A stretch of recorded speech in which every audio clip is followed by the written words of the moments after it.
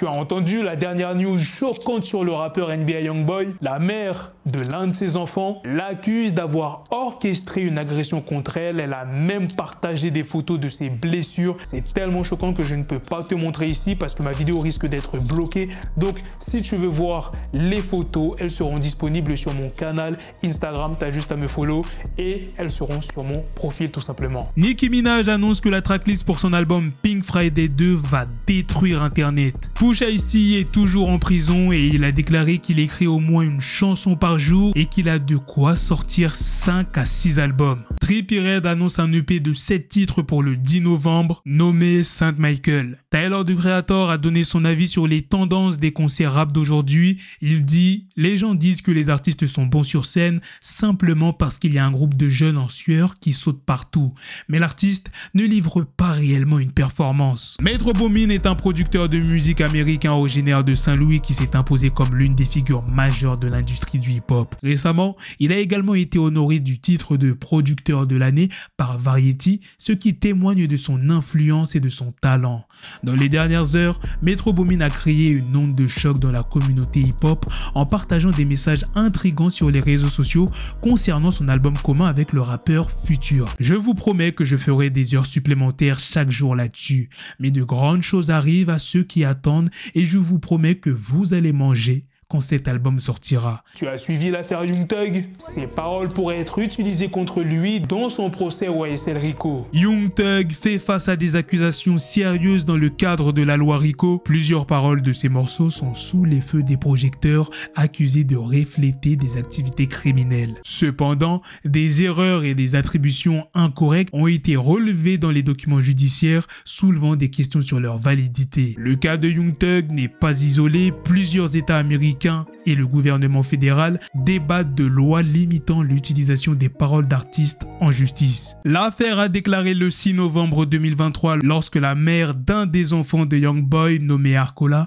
a partagé des accusations choquantes sur les réseaux sociaux. Elle prétend que NBA Youngboy aurait ordonné une attaque contre elle, ce qui l'aurait laissé blessée et ensanglantée. Dans un post sur Twitter, Arcola a partagé une photo d'elle-même avec le visage ensanglanté et a écrit « Faites attention avec qui vous avez des enfants. Le père de mon fils a laissé ses prostituées, oui, au pluriel car il y en avait 2, me faire du mal. Il leur a ordonné de s'en prendre à moi. » Elle a également affirmé que son fils était présent lors de l'incident et que NBA Youngboy avait simplement regardé sans intervenir. Elle a partagé des détails sur la scène expliquant qu'elle avait dû se battre pour garder son fils avec elle. Arcola a même partagé une photo d'elle et de son fils à l'hôpital, révélant qu'elle avait dû subir 5 points de suture à cause de l'agression. Il est important de noter que NBA Youngboy était déjà sous les feux de la rampe à l'époque car il était en résidence surveillée depuis 2 ans en attendant son procès pour une affaire de possession d'armes à feu en Louisiane.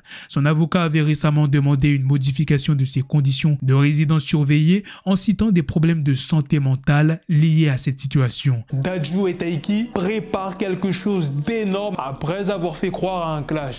Le 9 novembre 2023, Dadju et Taiki ont fait sensation en annonçant une nouvelle collaboration musicale qui a enflammé les réseaux sociaux et les discussions parmi les amateurs de musique. Ce qui semblait être un affrontement entre les deux artistes s'est révélé être une ingénieuse stratégie marketing pour préparer le terrain à leur prochain projet. Tout a commencé avec des déclarations enflammées de Dadju et Taiki laissant entendre qu'ils étaient en compétition. Taiki a déclaré lors d'un concert « On n'a pas eu besoin de grands frères nous », suivi de Dadju qui a surenchéri. Au final, un roi il n'en restera qu'un. Cependant, il s'est avéré que tout cela était une mise en scène bien orchestrée pour créer du suspense. Le mystère s'est approfondi lorsque Dadju et Taiki ont vidé intégralement leur compte Instagram, ne laissant qu'une description commune avec 2 emojis énigmatiques. Ensuite, ils ont partagé 3 publications intrigantes qui ont captivé leur public. La première publication présentait une photo de Dadju et Taiki dans leur enfance avec l'un de leurs parents, accompagné de paroles de chansons. Sur la photo de Taiki, on pouvait lire « Tu m'as donné la vie », tandis que sur celle de Dadju, les paroles disaient « Je prendrai la sienne ». Dans la deuxième publication, ils ont révélé leur vrai prénom. Dadju se prénomme Daname, tandis que Taiki se prénomme Terry.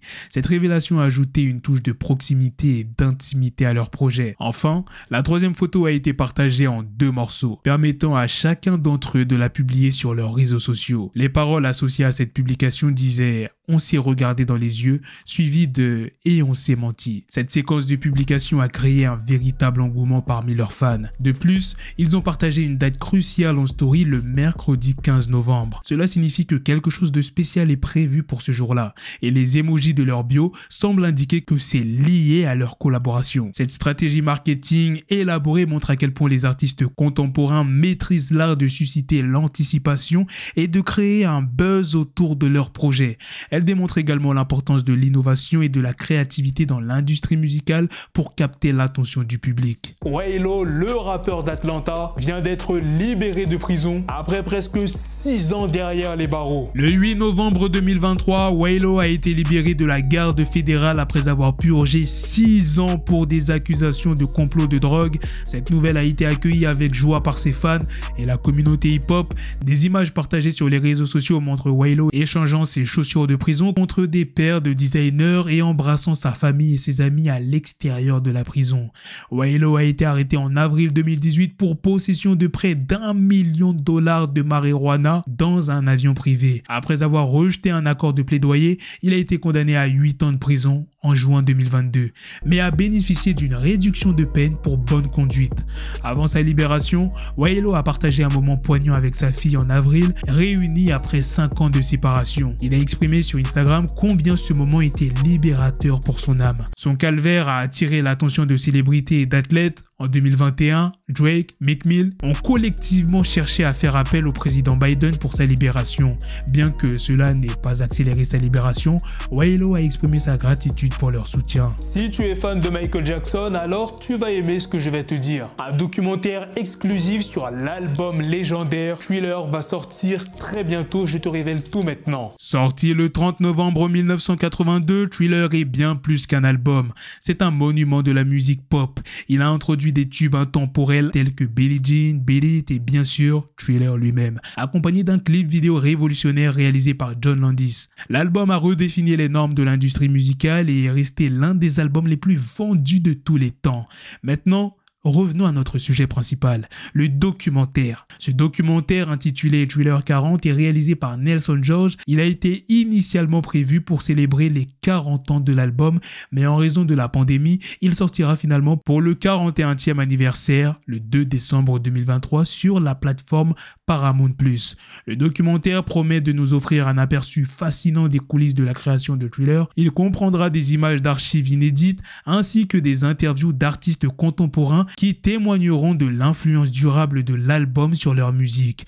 Parmi les artistes qui ont contribué à ce documentaire, on retrouve des noms tels qu'Usher, will.i.am des Black Eyed Peas et Mark Ronson. Le film se propose de décortiquer le processus créatif derrière l'album qui a battu tous les records. Lorsque la bande-annonce du documentaire a été dévoilée, elle a été accompagnée de mots qui résument parfaitement son objectif. Le réalisateur Nelson George nous fera remonter le temps pour vivre la création de l'album qui a révolutionné la musique et pour comprendre l'impact des courts-métrages qui l'ont accompagné, redéfinissant ainsi à jamais le format du clip vidéo. Voilà les gars, c'est la fin de cette news, c'est aussi la fin de cette vidéo. Dites-moi dans les commentaires qu'est-ce que vous en pensez de toutes les news que je vous ai présentées dans cette vidéo. Sur ce, on se donne rendez-vous très prochainement pour d'autres vidéos news. Prenez soin de vous la famille. Peace. Yes, this shit is raw coming at your door.